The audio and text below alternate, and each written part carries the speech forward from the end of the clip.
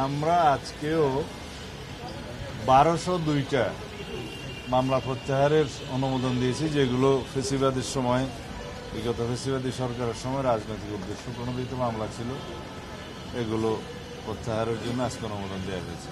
এর আগে আমি এখানে আসার পরে 1006টা মনে হয় অনুমোদন দিয়েছিলাম।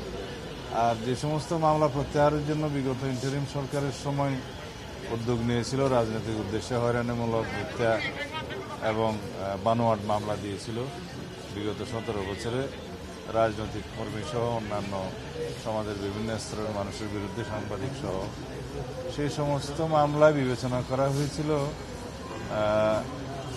মার্ডার কেস বাদে এক্সপ্লোসিভ এবং অস্ত্র মামলা, মাদক, আর একটা যেন নারী শিশু, এই বিষয়ে মামলাগুলো বাদে বাকি মামলাগুলো বিবেচনায় নেওয়া হয়েছিল।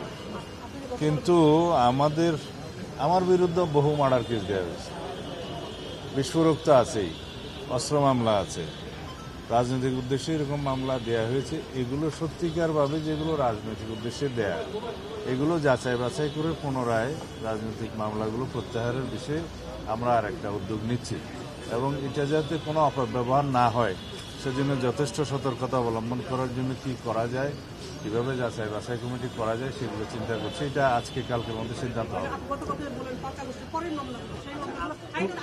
আলাদা পুলিশের পোশাক পরিবর্তনের জন্য একটা বিবৃতি বিগত 17 বছরের মামলাগুলোর কথা বললাম। 5 আগস্টের পরে যে সমস্ত মামলায় শয়ে হাজারে হাজারে আসামি করা হয়েছে, এরকম কিছু মামলা আছে। ওখানে হয়রানির উদ্দেশ্যে বিভিন্ন হয়তো শত্রুতামূলক কিছু লোককে আসামি করা হয়েছে বিভিন্নভাবে, কিছু সুবিধাবাদী শ্রেণী, এরকম কিছু আমাদের নজরে এসছে।